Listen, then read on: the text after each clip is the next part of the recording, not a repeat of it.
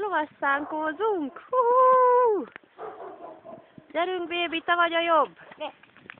Ügyet! Jaj, nem áll, mert összefosom a szomból. Ne, kislány! Jaj, várjál, akkor kapaszkodok is. Elhagytok itt, hogy Baranyánál még megvolt.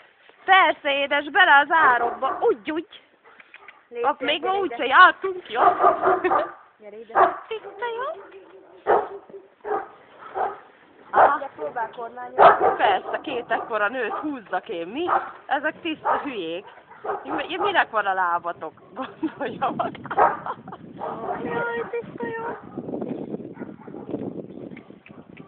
Na így kell boltba járni, gyerekek.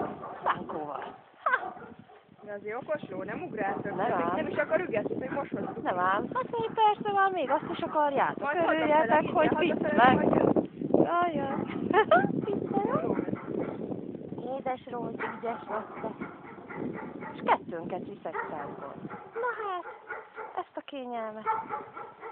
Csak ne esne a hó. Jó, szép. Szép az.